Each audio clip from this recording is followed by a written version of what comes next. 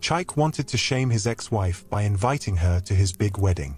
He thought she would come looking sad and broken. But when Ngozi arrived in a shiny black Rolls-Royce with 3 little boys holding her hands, everyone froze. The same woman he once called Barren now had triplets. And that was just the beginning.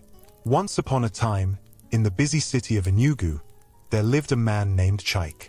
He was a wealthy businessman in his early 30s. Everyone in the town knew him as a man who loved money, cars, and power. Chaik wore expensive suits, drove the newest cars, and walked with his head high as if the ground was not good enough for his shoes. He was proud, loud, and always wanted people to respect him. But behind the big house, behind the gold watch on his wrist, there was a part of his life that made him angry every single day. His wife Ngozi had no children. Ngozi was a quiet and gentle woman. She was beautiful, with smooth brown skin and soft eyes that carried sadness most of the time. She had married Chaik out of love, not for his money, and for 7 years she stood by his side. But those 7 years became years of pain, because every month she waited, and every month the news was the same: no child. One evening, the storm that had been building in their marriage finally broke. The house was quiet, the air thick with tension. Ngozi sat at the edge of the bed, her hands clasped tightly together. Chaik entered the bedroom with a frown, his tie pulled loose, his voice heavy with irritation. 7 years, Ngozi. Chaik shouted, slamming his car keys on the dresser. 7 years of waiting and still no child. Do you want me to die without an heir? Ngozi lifted her eyes slowly, her voice trembling. Chaik, I have tried.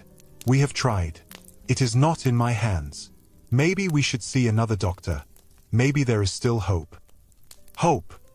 Chaik laughed bitterly. Is that what you have been telling yourself? I am tired of hope. My mother calls me every day to ask why you have not given me a son. My friends laugh behind my back. Do you know how it feels to be mocked as a man with no child? You have turned me into a fool. Ngozi's eyes filled with tears. Please, do not speak like that. I am your wife. We made a vow before God.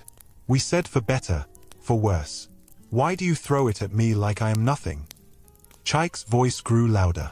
Because you are nothing to me now. What is a woman who cannot bear children?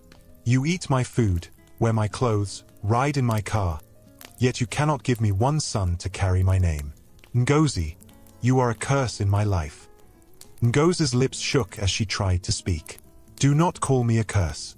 I have prayed, I have cried. I go to bed every night begging God to give us a child. I am not happy, Chaik. Do you think it gives me joy to be like this? I am in pain too. Chaik turned his back, pacing the room like a lion in a cage. His anger burned hotter with every word. Enough of your tears. I am done waiting. I will not allow you to waste my life. Tomorrow I will speak to my lawyer. This marriage is finished. Ngozi gasped as if her chest had been struck. Divorce? You will divorce me? After everything? After I stood by you when you had nothing? After I left my family for you? Chaik, have you forgotten the love we once had? Chaik swung back to face her, his eyes cold and hard. Love cannot produce children. My mother was right. I should have left you long ago. I need a wife who can give me sons, not a woman who fills my house with silence. By tomorrow, Ngozi, I want you out of my house. Ngozi broke down, falling to her knees, clutching the edge of his trousers. Please, Chaik, do not do this. Give me more time. Give us more time. God can still answer us. Chaik pulled his leg away as if her touch disgusted him. God has nothing to do with this. You are the problem, and I am tired. You will leave. That is final. The argument echoed through the walls. The maids in the house whispered among themselves, but none dared to enter the room. Ngozi's sobs filled the air as she tried one last time. Chaik, look into my eyes. Look at the woman who cooked for you, who washed your clothes, who prayed for you when you were sick. I have given you everything I could. Do not throw me away like trash. But Chaik's heart was hardened. He picked up his phone and made a call in front of her. Yes, Barrister Okeke. Prepare the papers. I want a divorce immediately. Yes, she will leave tomorrow. Ngozi froze, staring at him in disbelief. You called your lawyer already? You planned this? Chike, how could you? Chike looked down at her, his tone sharp. Ngozi, you are a burden. I am freeing myself. If you love yourself, pack your things tonight. By morning, I do not want to see you here. Ngozi stood slowly, her body weak, her heart breaking into pieces. She walked to the wardrobe and began to fold her clothes into a small bag. Her hands shook so much that she could barely zip it. Every dress she folded carried memories. Birthdays, church services, quiet dinners. But now those memories felt like lies. As she packed, Chike stood watching, his arms crossed, his face stone cold. Not once did he move to stop her. Not once did his heart soften. Ngozi finally lifted her small bag, her tears falling freely. She turned to him one last time, her voice breaking. Chike, you will regret this.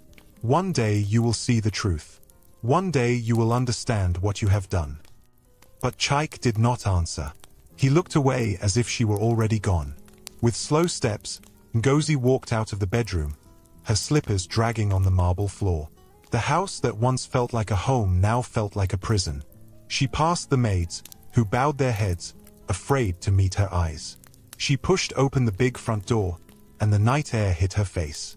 She paused, looking back at the mansion she had called home for 7 years. Then she whispered to herself, I may be leaving with nothing, but I will not remain broken. My God will fight for me.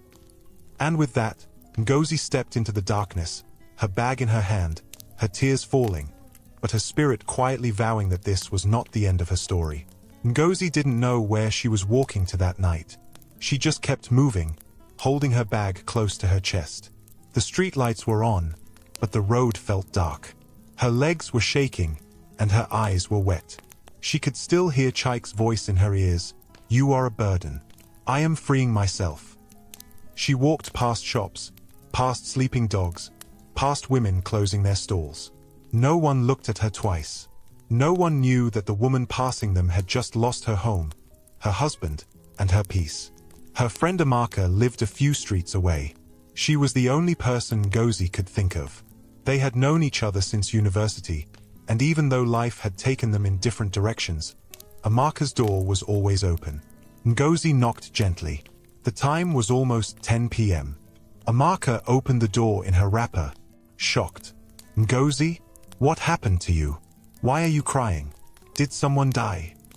Ngozi couldn't speak. She just burst into tears again and fell into her friend's arms. Come inside, Amaka said, pulling her into the small flat. She led her to a chair and closed the door. Talk to me, please. What happened? He threw me out, Ngozi whispered. Chike. Ngozi nodded slowly, wiping her eyes with the back of her hand. He said I'm a curse. He said I'm the reason we don't have children. Amaka hissed and sat beside her. That man has no fear of God. After all these years, he didn't even check himself. Ngozi, you have suffered. Ngozi rested her head on Amaka's shoulder. I don't even know where to start. I left with just this bag. All my things are still in that house. Amaka touched her arm gently. Don't worry. You will sleep here tonight. You can stay as long as you need. I don't have much, but this house is your house now. Ngozi closed her eyes and let out a long sigh. Thank you, Amaka. The room was silent for a few seconds. Then Amaka stood up. Come, let me boil water. You'll take a hot bath and eat something. Tomorrow, we'll talk about what next. Ngozi sat there as Amaka walked away, her eyes staring at the floor. Her heart felt like it had cracked into many pieces. That night, she couldn't sleep. Even though the bed was soft and the room was quiet, her mind kept going back to the moment Chike told her to leave. She remembered how he turned his face away, how he looked at her like a stranger. By morning, her pillow was soaked with tears. Days passed. Ngozi stayed in Amaka's house, trying to hide her sadness. But she couldn't eat much. She barely spoke. She would sit near the window, staring outside as if waiting for something to change. Amaka tried everything to cheer her up. One morning, she said, "Ngozi, come with me to the market. Let's walk around, breathe some fresh air." But Ngozi shook her head. "I don't want people to see me. What if someone asks about Chaik? What will I say?" "You'll say the truth," Amaka replied. "That he's a fool who threw away a diamond because he wanted a stone." Ngozi gave a small smile, but it didn't last. Later that week, Amaka brought up something important. "Ngozi, have you ever gone for a proper medical checkup?" Ngozi looked at her, confused. "What kind of checkup?" "A fertility test. Have you ever tested yourself to be sure the problem wasn't from you?" Ngozi shook her head slowly. "Chaik said it was me. He never agreed to go for tests himself. He said he was fine." Amaka frowned. "So you just believed him?" "I didn't have a choice," Ngozi said, her voice weak. "He wouldn't listen. And his mother called me names. They all blamed me." Amaka stood up. "No, this has to stop. We're going to the hospital tomorrow. Let them run all the tests. I need you to hear the truth from a doctor, not from that proud husband of yours." Ngozi didn't argue. She was tired of guessing. Maybe, just maybe, she needed answers. The next day, they went to Life Hope Medical Center, a quiet private hospital where Amaka knew one of the doctors. Dr. Uche, a soft-spoken man in his 40s, welcomed them into his office. "How can I help you, Madam Ngozi?" he asked gently. Ngozi looked down. Amaka answered for her. She was married for 7 years. No child. Her husband divorced her because he said she was barren. But she has never done any test. "We want a full checkup." Dr. Uche nodded slowly. "You did the right thing by coming here. We'll run some tests. Then we'll talk." They spent the next few hours doing blood work, scans, hormone tests. Ngozi felt nervous the whole time. What if Chaik had been right? What if she really was the problem? 2 days later, the results were ready. Ngozi sat in front of the doctor, her hands sweating. Dr. Uche adjusted his glasses and smiled. "Madam Ngozi, everything looks good. Your reproductive system is healthy. You're ovulating well. Your hormone levels are normal. There is absolutely nothing wrong with you." Ngozi blinked. "Nothing. Nothing," the doctor repeated. "If there was no pregnancy for 7 years, I advise you ask your ex-husband to check himself. From what I see, you are completely fine." Ngozi covered her mouth as tears filled her eyes. I don't know what to say." Amaka jumped from her seat. "I knew it. I knew it. That man lied to you, Ngozi. He blamed you just to cover his own shame." Ngozi felt her whole world spin. "So all this time, I wasn't the problem." Dr. Uche smiled kindly. "You were never the problem.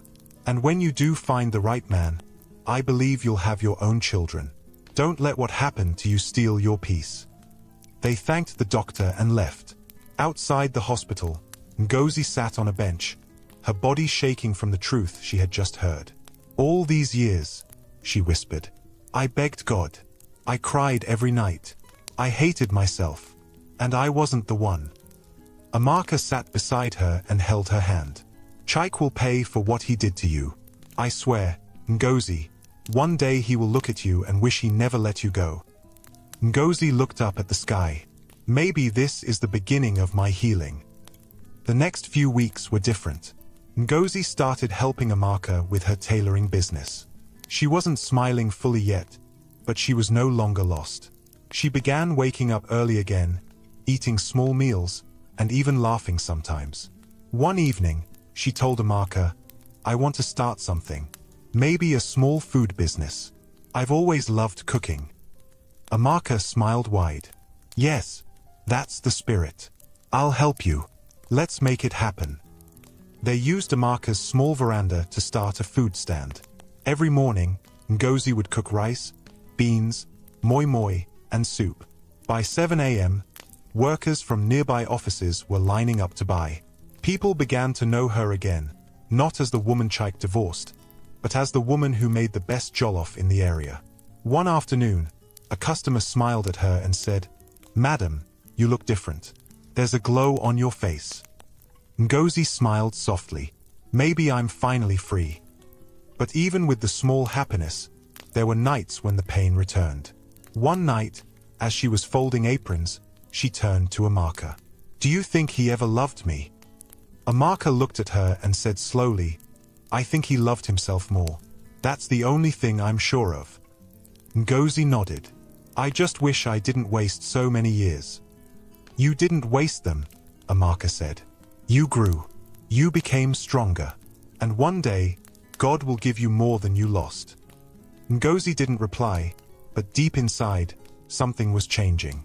A small fire had started. A quiet strength. One Sunday afternoon, Amaka came home from church with news. "Ngozi, guess what?" Ngozi looked up from her pot of soup.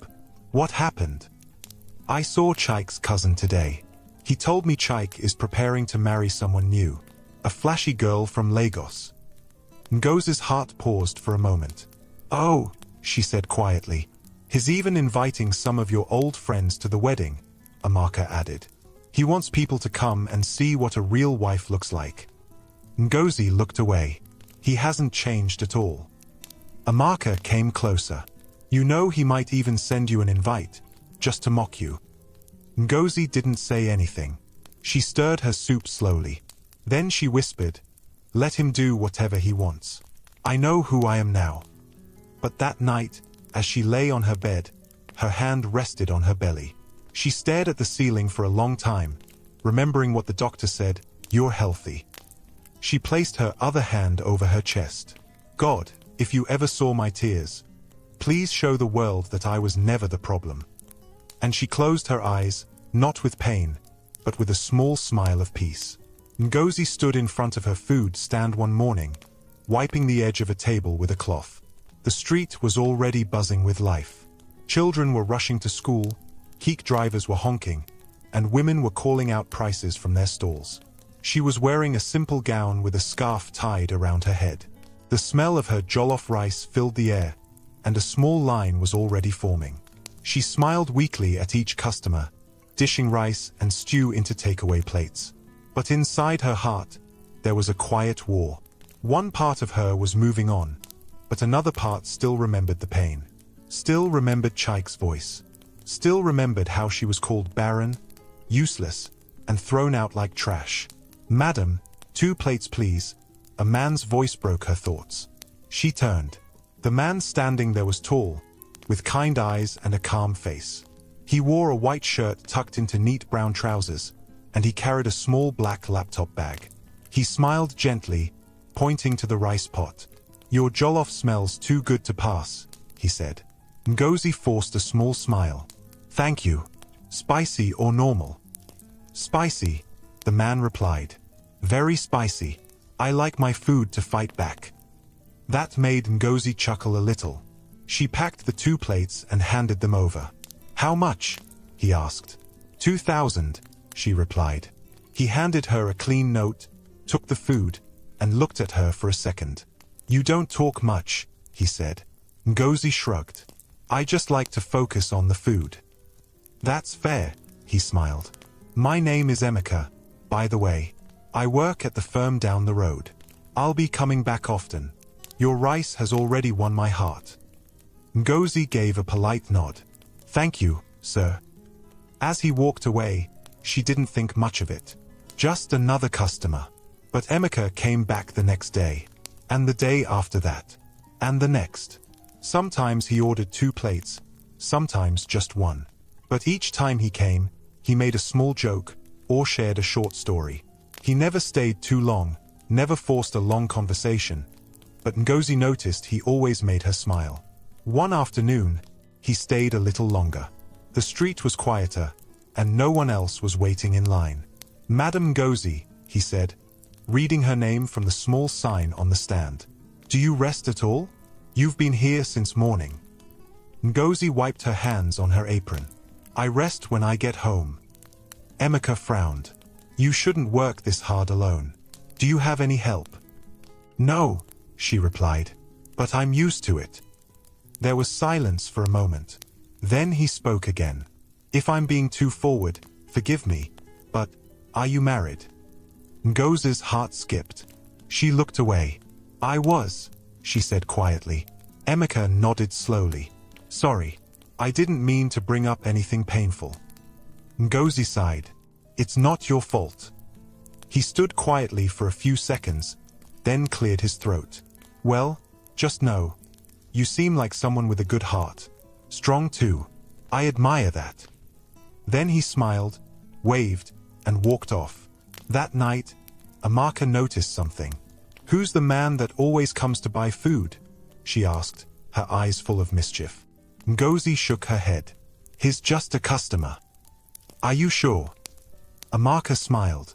Because the way he looks at you. Ngozi rolled her eyes. Don't start. But Amaka wasn't wrong. Over the next few weeks, Emeka didn't just come for rice. He brought gifts, plantain, onions, sometimes bottled water. He said it was to support the business. And slowly, Ngozi started to talk more. She told him about her food journey, about how she learned to cook from her mother, about how she used to dream of opening a restaurant. One afternoon, Emeka sat on a plastic chair beside her stall. Ngozi, he said, forgive me again if I'm overstepping, but I see something special in you. Ngozi looked down, unsure of what to say. I was married too, Emeka said. Years ago. My wife died in a car crash. I haven't tried to love anyone since. Until recently. Ngozi's eyes widened. You remind me what peace looks like, he continued. Not the loud, flashy kind, but the quiet one that sits in your chest and makes you feel at home. I don't want to rush you. I just wanted you to know. Ngozi didn't reply for a long time. She looked at her hands, then at the pot of rice, then at him. I'm scared, she whispered. I know, Emeka said gently, but I'm not Chaik. I won't break your heart. It took months, but eventually, Ngozi said yes to coffee, then to dinner, then to long walks on Sunday evenings. And one day, as they sat under a tree near the park, she looked at him and asked, Why me? You could have chosen anyone. Emeka smiled. Because you are the most real person I've met. You carry pain, but you still smile. You were broken, but you didn't stay down. That's the kind of woman I want beside me. Ngozi's eyes filled with tears. She reached for his hand and held it tightly. Then I want to try too, she said. They got married 6 months later. A small, quiet ceremony. No big cake. No music. Just a few close friends and family. Amaka was the loudest one there, dancing like she had just won the lottery. I told you, she shouted. I told you good things will still come. Their new life was peaceful. Emeka was soft with her. He made her laugh. He listened to her stories. He helped her expand her food business into a proper shop. Every morning before work, he kissed her forehead and said, I love you, my queen. For the first time in years, Ngozi felt safe. And then, the unexpected happened. One morning, she woke up feeling strange. Her body was weak. She couldn't stand for too long. The smell of stew made her sick. She brushed it off. Maybe it was malaria. But when it continued for 2 weeks, Emeka said, Let's go to the hospital. At the clinic, they ran tests. She waited on the bench, biting her nails. The nurse returned with a wide smile. Congratulations, madam, she said. You're pregnant. Ngozi froze. Pregnant? Yes, the nurse nodded. 3 weeks. Ngozi covered her mouth, tears pouring from her eyes. Emeka jumped to his feet. Pregnant? Are you serious? The nurse laughed. Very serious. He turned to Ngozi, pulled her up and hugged her tightly. You're going to be a mother, he whispered. We're going to be parents. Ngozi couldn't stop crying. The joy was too much. She held his shirt and cried like a baby. The months that followed were full of excitement. But the biggest surprise came during her scan. As the doctor moved the probe over her belly, his eyes widened. Madam, there are 3 heartbeats. Ngozi sat up. 3. Yes, the doctor said. You're carrying triplets. she screamed. The whole hospital probably heard her. When they got home, Emeka knelt and cried. God, you've done too much. 3 children at once. This is more than I asked for. They prepared carefully. Emeka built a nursery. Amaka came to help. The neighbors brought gifts. And on a calm Saturday morning, Ngozi gave birth to 3 healthy boys. Tears flowed freely. The nurses clapped. The doctor smiled. And Emeka couldn't stop laughing. They look like you, he said, holding one of the babies. But I'm keeping this one. His ears look like mine. Ngozi held all 3 to her chest, crying silently. I'm not barren, she whispered. God proved them wrong.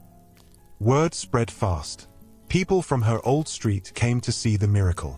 Even some of Chike's friends heard about it. She had triplets, they asked. That woman that Chike threw out. Yes, someone would reply.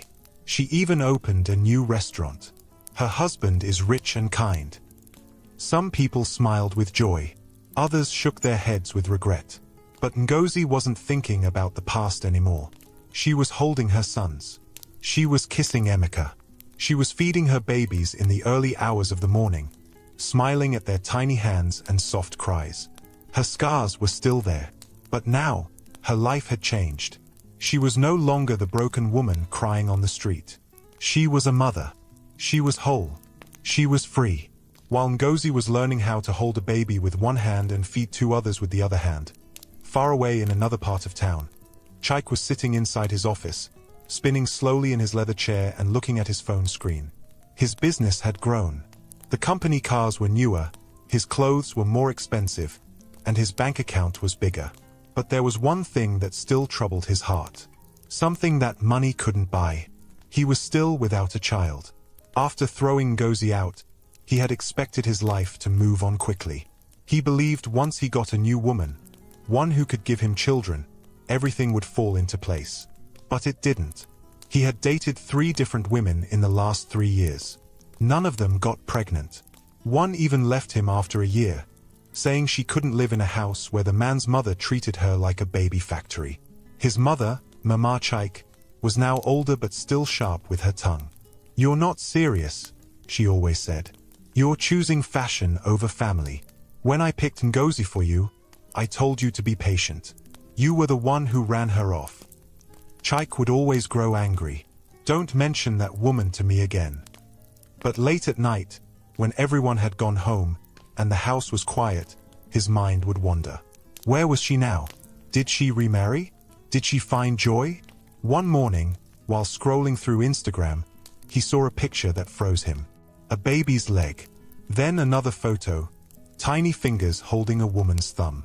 He stared at the pictures, trying to be sure. The hand in the photo looked like Ngozi's. The skin, the way she held the baby. It couldn't be. No, it's just coincidence, he told himself. But he kept thinking about it. So he decided to block it out with something stronger. Another woman. That same week, his friend Kunnel called him. Guy, there's someone you need to meet, Kunnel said over the phone. Who? Chike asked lazily. Her name is Aurora. She just moved back from Lagos. Fashion designer. Rich family. Very fine. Very classy. And guess what? She wants a serious man. Not just all those Instagram boys. Chike laughed. You're selling her like she's a car. I'm serious, Kunnel said. She's different. You'll like her. Chike sighed. Fine. Set it up. They met at a fancy restaurant 2 nights later. Aurora was exactly as described. Tall, beautiful, with long curly hair and nails painted gold. She wore a gown that looked like it came straight from Paris. But what caught Chike's attention wasn't her looks. It was the way she spoke. Confident, bold, like someone who knew what she wanted. So, you're the famous Chike, she said with a small smile, swirling her wine glass. And you're the Aurora everyone keeps talking about, he replied. They spoke for 2 hours. About business. About travel. About life. But the topic Chike brought up, almost by force, was family. I've been ready for children since forever, he said. I just haven't found the right woman. Aurora raised her brow. You were married before, right? Yes, Chaik said quickly. But she couldn't give me a child. We tried. For years. Aurora said nothing. She just nodded. Then she smiled again. I'm not in a hurry. But I do want children. Maybe 2. Or 3. Chaik's heart jumped. Same here. Within a month, they were seen together everywhere. At weddings. At business launches. Even at church. People started whispering, Chaik has finally moved on.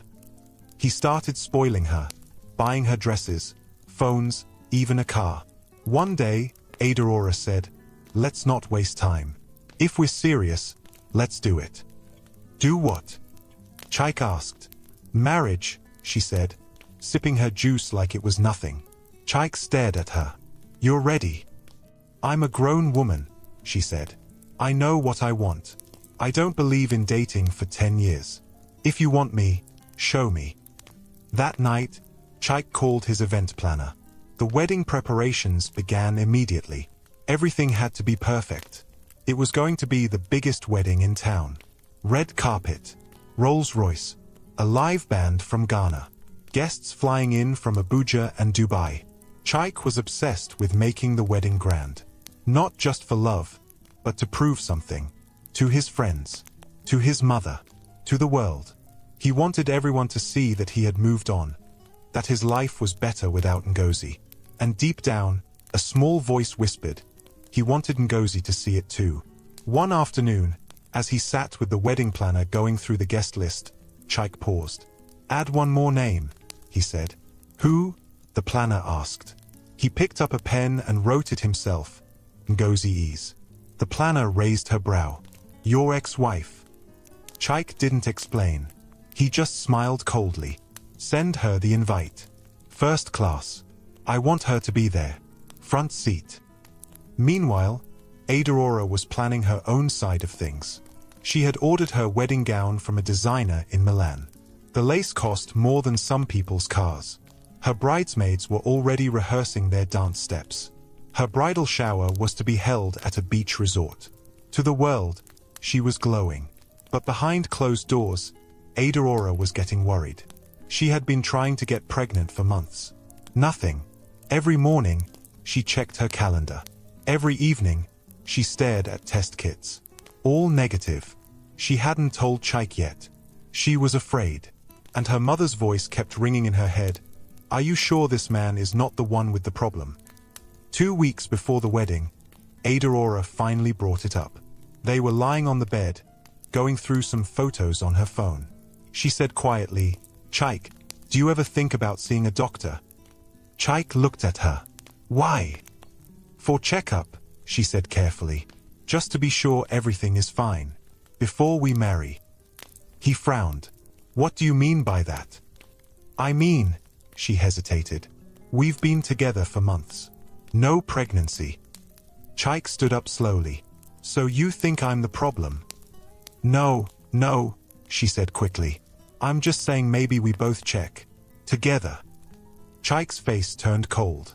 You sound just like Ngozi, he said sharply. Blaming me. Making me feel like I'm broken. Aurora sat up. I didn't say that. He grabbed his shirt. Let's not talk about this again. Ever. Aurora said nothing. But inside, a new kind of fear was growing. Chaik continued the wedding plans like nothing happened.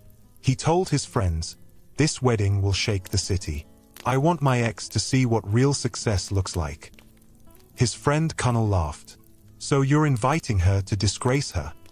Chaik smiled proudly. She needs to see what she lost. But Kunal looked unsure. Are you sure that's wise? What if? There's no what if, Chaik snapped. She'll sit in that hall and see my new bride walking down the aisle in diamonds. Let her choke on regret. On the day of the wedding rehearsal, Chaik stood in the hall alone before anyone else arrived.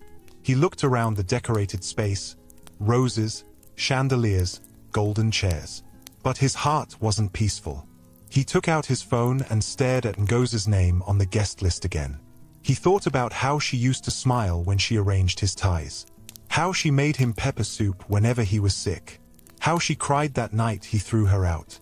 He shook his head quickly. "No," he whispered. "She was the problem. She couldn't give me a child. I made the right choice." Still, he couldn't breathe properly. He walked out and lit a cigarette. Far away, Ngozi was bathing one of the triplets when her phone buzzed. Amaka picked it up and froze. "Ngozi. What is it?" Ngozi asked, drying the baby's hair. "It's a wedding invitation." "From who?" Amaka turned the phone. "Chike."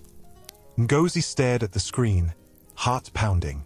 She reached for the phone, read the invite, then slowly placed it on the table. Amaka was fuming. What kind of insult is this? Is he mad? But Ngozi just stood quietly, holding her baby close. Then she smiled. A calm, steady smile.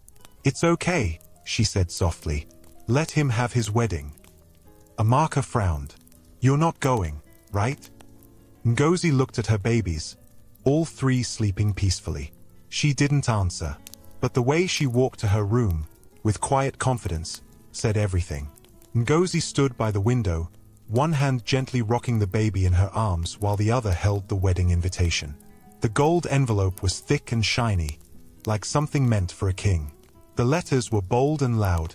Chike and Adeora, the royal union. She had read the card 5 times already. Each time, it said the same thing. The date, the venue, the dress code, and then, her name printed clearly on the guest list. Ngozi's. First row seat. She lowered her eyes and took a deep breath. She wasn't crying. She wasn't shaking. But something inside her was rising slowly, like fire warming cold stones. Amaka walked in, carrying a bowl of hot pap. "I still don't understand why he sent this. Is he crazy? Or just wicked?" Ngozi said nothing. Amaka placed the bowl down. "Is he trying to insult you? After everything he did?" Still no answer. Amaka snapped. "Ngozi, talk to me now. Why are you so calm? You should have torn that invitation into pieces and thrown it in the dustbin." Ngozi finally spoke. "He wants me to feel small." Amaka folded her arms. "Then let's ignore him. We will not give him that chance." Ngozi turned slowly. "He wants me to come and cry in a corner while his bride walks in with gold on her skin and a smile on her lips. And we will not go," Amaka said again. Ngozi looked at her 3 sons sleeping quietly on the rug, their matching yellow onuses wrinkled from playtime. "But what if we show him the truth?" Amaka's brow rose. "What truth?" Ngozi's voice was firm. "That I was never the problem. That the woman he thought was broken is whole." Amaka was silent for a long time. Then she sat down. "Wait, are you planning to go to the wedding?" Ngozi nodded. "With the boys?" Another nod. Amaka opened her mouth but nothing came out. Then she laughed. "Iwu, that man will faint." "Ngozi, are you serious?" Ngozi smiled for the first time that day. Very serious. The plan began that evening. Ngozi went to the wardrobe and picked out a long yellow gown she had kept for a special day. It had been sewn months ago by Amaka, but she had never worn it. Amaka brought out her makeup kit. "If we're doing this, we'll do it well." "I don't want to look loud," Ngozi said. "I want to look peaceful, but powerful." "Say less," Amaka grinned. "You'll look like God's proof." They ordered new outfits for the boys, matching yellow shorts and white shirts with bow ties. Amaka borrowed a friend's contact and booked a black Rolls-Royce Phantom. The car would arrive that morning and wait down the road until Ngozi gave the signal. They practiced how the boys would hold her hands and walk beside her. The twins were a little playful, but the youngest always followed her steps. "I'm not going there to fight," Ngozi reminded Amaka as they folded clothes. "I know," Amaka said, "but trust me, your presence alone will scatter that wedding." On the night before the wedding, Ngozi couldn't sleep. She sat by the window again, watching the stars. Emeka came and stood behind her. He placed his hands on her shoulders. "You don't have to do this if you don't want to," he said softly. I want to, she replied. Not to prove anything to him, but to remind myself that I survived. And I'm still standing. He kissed her cheek. Whatever you decide, I'm with you. Ngozi turned to him. Thank you. You've given me what no man could ever give me, peace. Emeka smiled. And you gave me back joy. The morning of the wedding arrived. The whole city buzzed with noise. Social media was full of pictures. #Chike and Adeora was trending. Everyone talked about how the wedding was the event of the year. The venue was a giant hall near the waterfront. Long red carpets covered the entrance. Cameras flashed everywhere. Guests walked in with glittering clothes and sunglasses. Big politicians and business moguls sat at the front. Inside, Adeora stood before the mirror in her hotel room, her white gown sparkling like ice. Her best friend, Uju, adjusted her veil. You look stunning. Chike will fall in love all over again. Adeora smiled weakly. I hope so. But in her heart, she still carried fear. No pregnancy, no answers, and a man who refused to get tested. Chike stood at the altar, looking around the decorated hall. He wore a white agbada with gold embroidery, his shoes polished like glass. He kept checking his watch. Kunal came to stand beside him. Why are you restless? I'm waiting for someone, Chike said. Who? He didn't answer. Then suddenly, his eyes caught movement near the entrance. A black Rolls-Royce pulled up. The back door opened slowly. Out stepped Ngozi. She wore the yellow gown like a queen. Her face calm, her steps sure. And beside her walked 3 small boys, dressed like angels. The hall went silent. People gasped. Phones came out. Who is that? Wait, is that his ex-wife? She has triplets. The whispers spread like wildfire. Chike couldn't breathe. He grabbed Kunal's hand. Tell me I'm dreaming. Kunal blinked. Bro, she has children. Chike stepped down from the altar, walking forward like someone in a trance. Ngozi walked slowly, gracefully, holding her son's hands. Her eyes met his, but they didn't shake. She smiled. A soft, simple smile. The crowd parted as she walked to her seat, the front row. The seat Chike had reserved for her. She sat down quietly. Her boys climbed onto her lap and whispered, Mummy, we made it. She nodded and kissed their heads. Adeora entered the hall shortly after, her veil over her face. She noticed the silence. She noticed the faces. She noticed Chike standing stiff at the front, his eyes frozen. She reached the altar and whispered, What's going on? Chike couldn't speak. The pastor cleared his throat. Shall we begin? But Chike wasn't listening. His eyes were still on Ngozi, on the children, on the truth. Back in her seat, Amaka whispered, Do you want to leave now? Ngozi shook her head. No, we'll stay till the end. Her voice was calm. Her heart was calm. She wasn't here to destroy anything. She was here to be seen, to be heard. Without a word, the wedding hall had gone from loud to quiet in just a few minutes. All the music, all the camera flashes, and all the laughter had paused.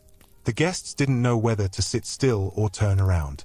Some held their phones mid-air, mouths slightly open, while others simply stared at the woman who just walked in like the wind had changed direction. Ngozi sat at the front, exactly where Chike had planned for her to sit. But not the way he had imagined. She wasn't weeping in shame. She wasn't looking bitter or defeated. She sat with calm pride, dressed in yellow, glowing like sunrise. On each side of her sat her sons, triplets, boys with smooth brown skin and wide, curious eyes. Their shirts were white, tucked neatly into yellow shorts. One of them had a toy car in his hand. The other 2 were whispering to each other and smiling.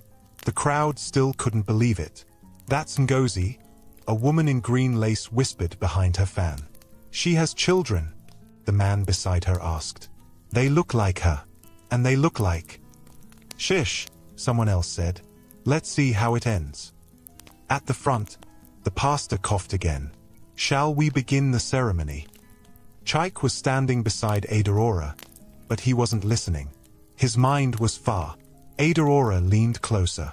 Her voice was soft but sharp. "Who is that woman with those boys?" Chaik blinked. That's Ngozi." Adaora's brows furrowed. "Your ex-wife?" He nodded slowly. "Those children with her?" Chaik didn't answer. Adaora turned her face to him completely. "Chaik, are those her children?" The crowd was now completely focused on the couple at the altar. Even the photographers didn't know where to point their cameras anymore. Chaik shifted on his feet. His mouth opened, but no words came out. Adaora's eyes widened. "You told me she was barren." I thought she was," Chaik stammered. Adaora's voice rose slightly. "You thought? You told me she couldn't give you a child. You said that's why you left her." "I believed it," he said quietly. "That's what the doctors—" "What doctors?" she snapped. "You never showed me any results.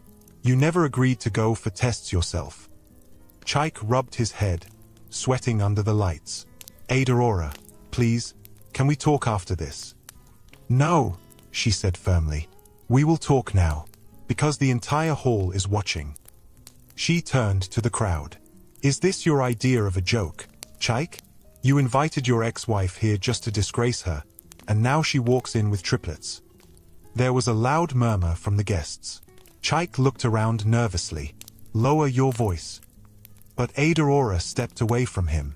Her face was filled with confusion and hurt. "You lied to me," she said, louder now. "You lied to me just like you lied to her." Kunal came up quickly. "Adaora, please, let's go outside for a minute." "No," she said. "I want answers. Right here." She looked straight at Ngozi. "Mama, please," she called out. "Forgive me for asking this, but are those boys your children?" Ngozi stood up slowly. She picked up the smallest boy and carried him in her arms. "Yes," she said clearly. "They are my sons." The hall went silent again. She looked at Chaik. Her eyes were calm, but strong. "You called me Barren, Chaik. You threw me out and watched me cry on the floor. You said I was cursed. You made me believe I was less than a woman."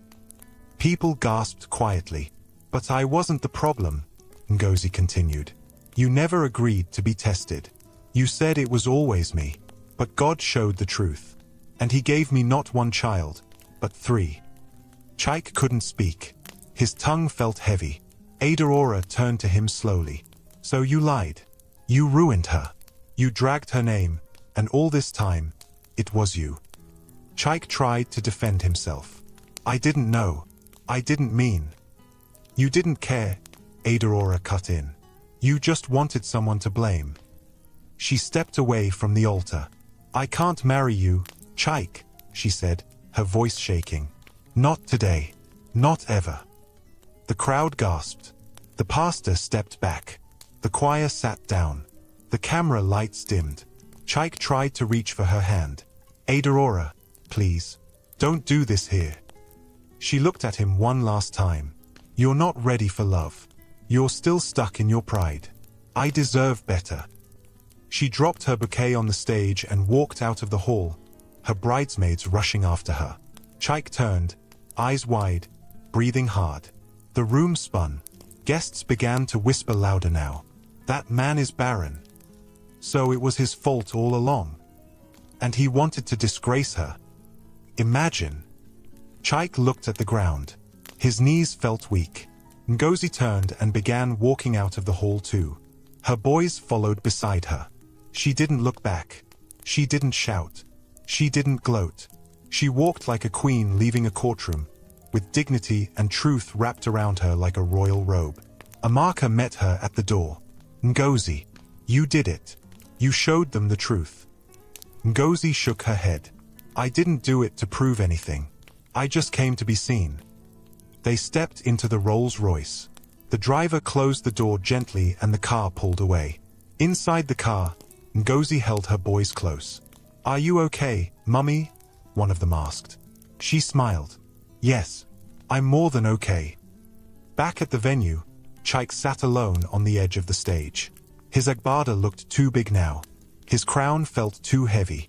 The drinks were still cold, the food still untouched, but the joy had left the room. Kunal walked up quietly. "Bro, what now?" Chaik didn't answer. He just sat there, staring at the door Ngozi walked through. The door his bride ran through, the door his lies had opened. And for the first time in his life, he felt truly alone. Chaik sat alone on the edge of the wedding stage, staring at nothing. His white agbada, once shining and smooth, now had folds from where he had slouched. The golden embroidery looked dull. The hall, once filled with noise and laughter, had turned cold and empty. Even the waiters were packing trays in silence. He couldn't feel his fingers. His ears were ringing. His head was heavy. What had just happened? How did everything fall apart in one day? Kunal, his best man, came and sat beside him. He had removed his cap and looked more tired than confused. "Chaik," he said carefully. Chaik didn't answer. Kunal continued. "You didn't see that coming, did you?" Still no answer. Kunal sighed. She came with triplets. Bro triplets. And the whole world was there to see it. Chaik turned his head slowly. "I planned that wedding for months. I know. I invited her to sit there and watch me move on." Kunal didn't say anything. She came, not crying, not broken, but with 3 sons. Chaik rubbed his eyes hard. "How is that possible?" Kunal leaned forward, resting his elbows on his knees. "That's what everyone's asking now. You said she was barren. You divorced her because of that. And now, she has children. Not 1, 3. Chaik's chest tightened. "But she never got pregnant while we were together. Did you ever get tested?" Kunal asked quietly. Chaik didn't reply. "I'm serious," Kunal said. "Did you?" "I didn't need to. She was the one who needed to. She was the one without a child." Kunal turned sharply. "Says who? You? Your mother? Gossip? You just assumed." Chaik's voice cracked. "She never argued." "Because she loved you," Kunal said. "She was loyal. She believed in you. She didn't want to fight." Chaik swallowed hard. "She begged me not to leave. She cried and said we could still try. I called her cursed. I told her to get out." Kunal was silent for a moment. Then he said, "Now the truth is staring at you, and the whole world is watching." Outside, cameras were flashing. Social media was exploding. Videos from the wedding were already online. People were sharing pictures of Ngozi stepping out of the black Rolls-Royce. Clips of Ada Aurora dropping her bouquet and walking out were everywhere. #Ngozi returns. #triplets at the wedding. #Chaik exposed. Some comments were mocking. Some were shocked. Others were angry. But one thing was clear. Chaik was trending for the wrong reason. Later that evening, back at Ngozi's house, Amaka sat on the couch with her phone, reading out loud. "Listen to this one," she said. "This woman is a true queen. She didn't shout. She didn't fight. She just showed up with God's answer." Ngozi smiled gently while feeding the boys. "I didn't do it for the world to clap. I just wanted him to see." Amaka looked up. "Well, now he has seen. And not just him, everybody." Ngozi lifted one of the babies onto her lap. "Do you think he feels anything?" "Oh, he feels it," Amaka said. "Pride doesn't protect anyone from disgrace." There was a knock on the door. Ngozi turned. Who could that be? Amaka stood up. "Let me check." She opened the door slowly, and her eyes widened. "Ow! Chaik!" Ngozi froze. She stood up slowly, placing the baby in the walker. Chaik walked in, looking nothing like the man from the wedding. His shirt was untucked. His eyes were red. His lips were dry. He held his cap in his hands like a schoolboy coming to beg his headmistress. "Ngozi," he said softly. She didn't speak. He looked around the room and saw the children playing. One of them looked up and smiled at him. "Hi, uncle." Chaik's heart twisted. "I didn't come to cause trouble," he said. "I just needed to see you." To say something. Ngozi folded her arms, her face calm. I ruined everything, Chike said, eyes lowering. I judged you wrongly. I insulted you. I let my pride blind me. Silence. He took one step closer. I believed I was right. I told the world you were barren. I didn't even test myself. I just assumed. Ngozi finally spoke, and that assumption destroyed our marriage. Chike nodded. I know. I see it now. I was foolish. I let ego control me. I didn't protect you. I shamed you. Her voice was steady. You didn't just shame me. You crushed me. You made me feel worthless. I'm sorry, he said, tears falling. From my heart, I'm sorry. I don't deserve forgiveness. But I had to come. He knelt down. Please, even if you don't forgive me, I want to say it. I was wrong. I hurt the only woman who ever truly loved me. Ngozi looked at him quietly. I saw the way you walked into that wedding, Chike continued. With peace. With strength. You didn't shout. You didn't throw words. You just let the truth speak. He looked at the boys. They are beautiful. You're a great mother. He bowed his head. I'm sorry. The room stayed silent for a few seconds. Ngozi stepped forward. Stand up, she said gently. He looked up slowly. You're not angry. She shook her head. I was angry for years. But now, I'm free. Chike stood up slowly. Thank you for listening. You should get tested, she added. Not for me, but for your future. He nodded quickly. I already did. This morning. Ngozi raised her brow. Chike looked ashamed.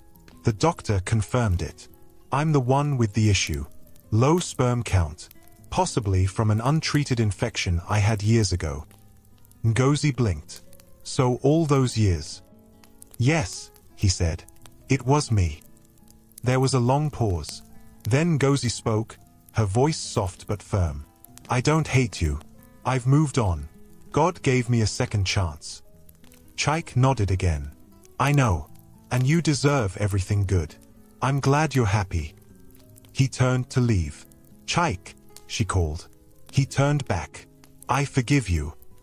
His shoulders dropped with relief. Thank you. As he walked out of the house, Amaka came to stand beside Ngozi. You're stronger than I'll ever be, she whispered. Ngozi gave a small smile. I'm not strong. I just healed. The next morning, Chike woke up to another storm. His company had taken a hit. Some investors had pulled out.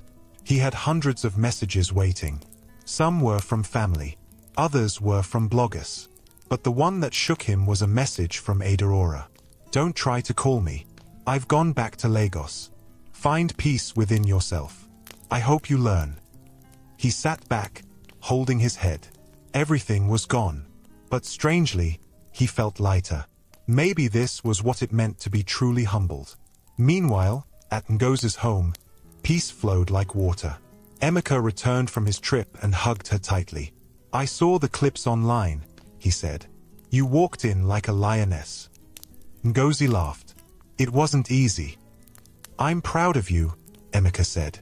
But more than that, I'm happy you stood up for yourself. She looked at her boys, now asleep on the floor. They don't even understand what happened, she said. But one day, they will. And I'll tell them the story. The full story. Emeka smiled. And I'll be right beside you. They stood there, holding hands. No bitterness. No anger. Just peace. 1 month had passed since the wedding that never happened. The video clips were still going viral. The headlines refused to die down. Everyone had moved on. But Chike had not. He was no longer the man people admired. He no longer walked into boardrooms like a king. He didn't smile in his suits or joke with his workers. His office was quieter now. Some staff had resigned. Some partners pulled out. And the few people who still showed up treated him differently. They avoided his eyes. They whispered when he passed. But worst of all, he had lost himself. He couldn't sleep, couldn't eat well. He replayed everything in his head 1,000 times. Ngozi's entrance. The triplets. Aurora walking out. And now, the bitter truth. He was the one who had fertility issues all along. He had destroyed his own life with pride. He sat at his desk, staring at the test result from the fertility clinic. Low sperm count. Low motility. Patient advised to begin treatment immediately. The words felt like a hammer. So many years. So many lies. So many people he blamed. So many tears he caused. His phone buzzed. Another blog post. Former business tycoon faces downfall after ex-wife's dramatic wedding appearance. He sighed and dropped the phone. Just then, his mother walked into the office. She looked older, weaker. She had heard everything too. "Chaik," she said, sitting across from him. "I came to talk." He nodded slowly. "I know what you'll say, Mama." She sighed. "You were wrong. We were both wrong." He looked up. She continued, "I pushed you to marry someone else.